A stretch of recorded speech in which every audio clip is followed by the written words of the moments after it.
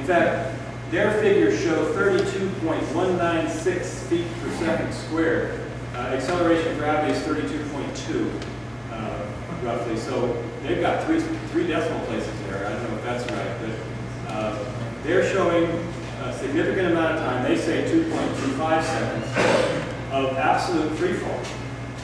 And I'm claiming that this is all you need to show anybody to prove that it couldn't have come down as a fire-induced collapse, and that the only plausible theory is some sort of controlled demolition. Can I clarify something? Yeah. Okay, the thing I was responding to earlier, they came out with a draft report in August of 2008. And then they had a time for public comment. And so it's during that interval that I did my, I got the measurements for my video, but I put my question out. Then that video was released and all that. This is November. They did their absolute final report. And that's where they reevaluated, they redid this measurement. And what they did was they took the free fall that's really there and they said, okay, but they still wanted to hang on to that 5.4 seconds. And so they made up this three-stage scenario where there's still a 5.4 second interval, and the free fall is just one of the stages. And so they can claim it still took 5.4 seconds. Yeah, they do a lot of funny things here. They've got a curve fit where they're using exponents and things. I mean, you can give me 14 data points, and I can draw a curve that will go through all 14 of those points. I just didn't make a 14th degree polynomial. They've got a curve here which has no basis in reality. It's just a fancy little graph that they've drawn through these points, trying to make a smooth transition from the first stage to the straight line free fall, and then a smooth, transition out of that into the other thing. That's all nonsense. Like David shows, there's a sudden onset of free fall, and sudden onset is one of the characteristics of controlled demolition. One of the things about metal buildings is that if there ever was another building that we could look at that collapsed, it would be nice. Unfortunately, there's not. But as an engineer, I can appreciate that steel has a work hardening aspect to it. That this is particularly true at elevated temperatures. Steel, as you put a strain under it, actually gets stronger for a bit. So I would expect a steel structure, if it was in the process of failing, would shift a little bit, and then that would be slowed. While the steel actually got stronger as a result of strain hardening, it would slow, and it would also twist, and it wouldn't do things symmetrical. I mean, everything about this is hokey, but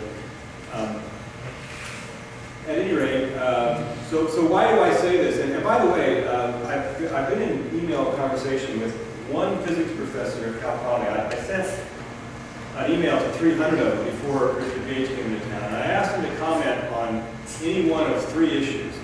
One was why free fall, this issue. The other one was why molten steel, the molten steel that we found.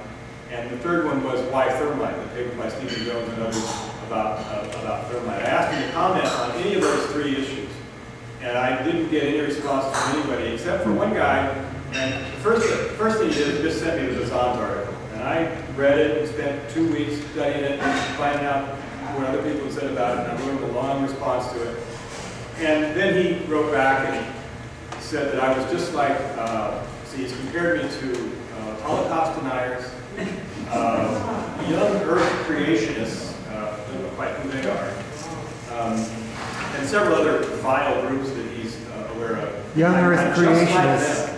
But he refuses to talk about any of the science, any of the physics, anything intelligent at all. So today, I sent him this graph, and I said, and I told him what I just said in my previous slide, that I thought this was all the information you needed.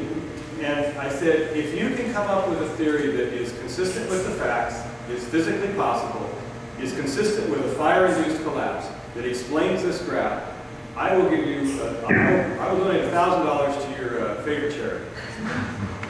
He wrote back and said, I'm not going to go down that rabbit hole, and he didn't show up today either, so it's not surprising.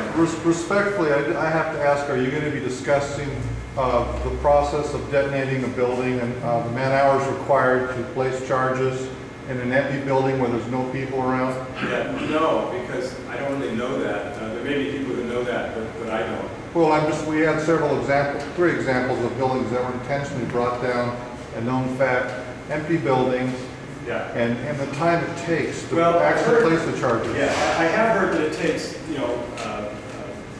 a long time, maybe months to plan and implement the controlled demolition of the building. We're talking, it can't be done in hours, certainly. Probably can't be done in days. Months. It probably takes, Where I agree with your whole presentation, I just have to ask the question, how could have all that been pulled off in front of everybody's open eyes? Well, and that's a very good question, sir. And I wish we knew the answer. I wish we had an investigation that would try to find the answer.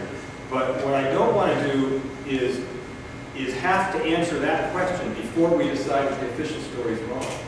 I can't do that, and not really anybody else, until we've had the investigation we need. And if the bar is going to be set where we not only have to prove the official story is impossible, but we have to prove how they did it before we have the investigation to find out how they did it, well, then we're stuck.